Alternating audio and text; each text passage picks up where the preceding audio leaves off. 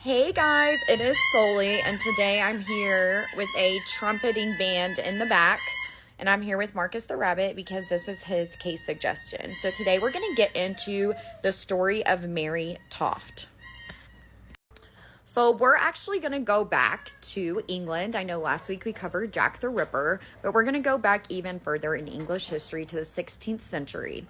Or the 1701 to 1763 is when Mary Toft lived her life in England. She was from a small village, and her case has been called at the time it was very controversial. And Mary claimed that she could birth rabbits. Okay, so let's get into this case. Okay, Marcus the bunny wanted to go play with Mikey, so we're going to carry on. So when Mary was 25 years old, or in 1726, she ended up getting pregnant. And while she was pregnant, she was working out in the fields one day in the English countryside, and she spotted a rabbit. And shortly after that, unfortunately, her baby passed, and she was not able to give birth to a healthy live baby. And so she became kind of hyper fixated on pregnancy. So her mother-in-law had helped her through her MC, or losing her child, and she kind of became obsessed with this vision of a rabbit. And so Mary started actually giving birth to pieces of rabbit, various animal parts. And while she was doing this, a surgeon that lived nearby wanted to come investigate this matter because Mary and her mother-in-law had been making this claim that Mary could give birth to rabbits, or she was giving birth to at least parts of rabbits at this time.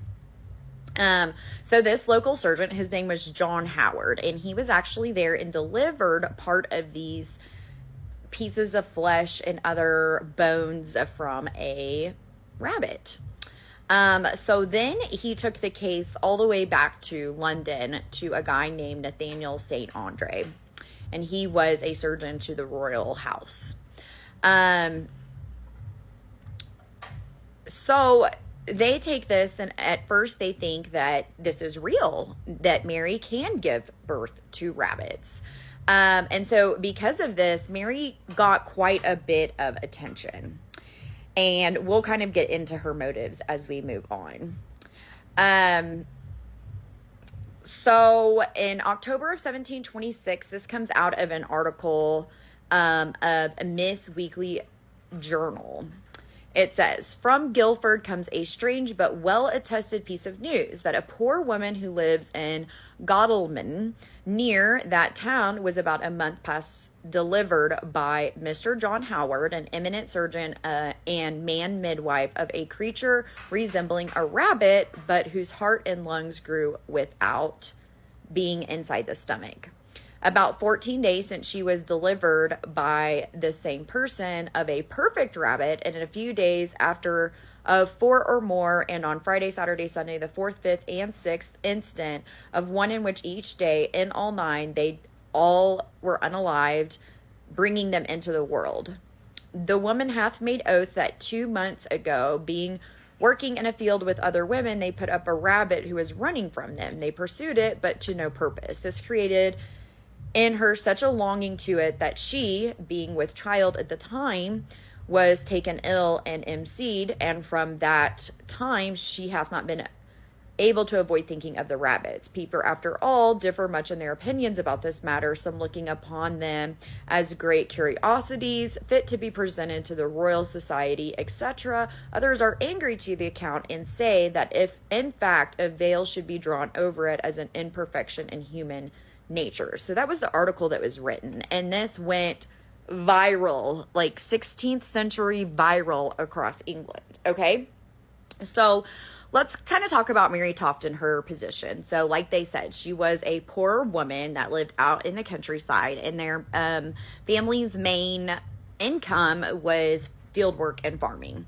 And so at this time, rabbits were very expensive. The meat off of a rabbit went really high dollar. Like today, what we would think of like, really nice cuts of filet mignon, or lobster or whatever. So rabbits were known to be eaten by more royal or people that had much higher income. And so Mary thought that if she could give birth to rabbits, that she could kind of, make a killing, if you want to say.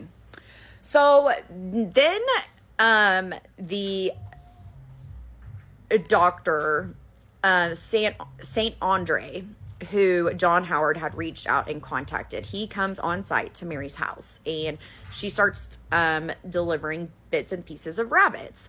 And one of the experiments, which I think actually at this time was a pretty good experiment, was when she would deliver a whole rabbit, was this rabbit ever connected and alive inside of Mary's stomach? And so she did have some placental drainage when she would have these bunnies or birth them, whether parts or in whole. So one of the experiments that they did was they took these rabbits, and especially the lungs, because if the rabbits had ever breathed, it meant that at one point they were alive. So once a baby is delivered and comes out and takes its first breath of air, that's the first time that the lungs are actually ever expanded, which means that the child was in utero, lungs not expanded, but once given birth on that baby's first. That's why babies cry and make that huge because they have to expand that lung cavity when babies are born. So they decided to put a rabbit that they knew was unalive, that wasn't connected to Mary, and a rabbit. So they took a unalived rabbit, and then they took one of Mary's rabbits, and they put the lungs in water to see if the lungs had ever been inflated, and whether this was like an experiment to see whether the rabbit, once it had been born, had ever breathed life in. And this experiment failed. They found out that Mary was only delivering unalived rabbits.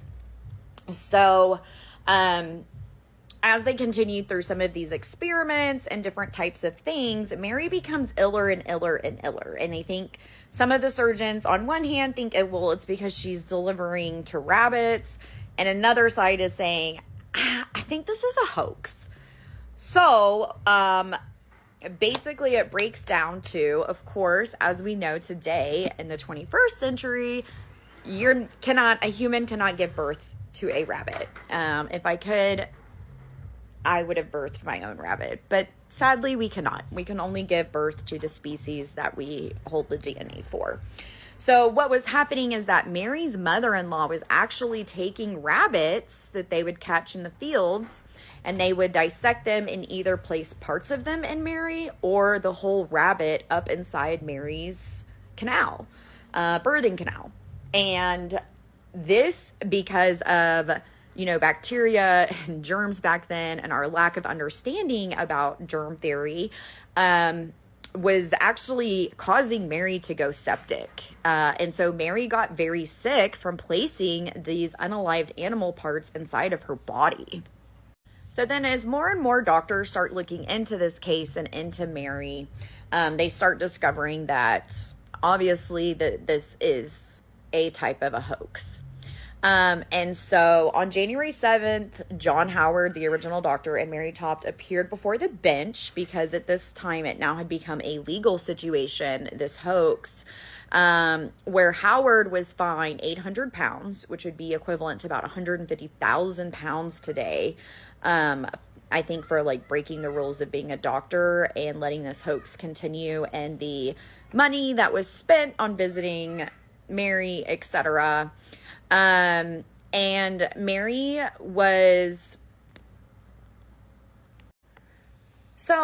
actually did spend some time in prison for this hoax, but ultimately they didn't really know what to charge her with.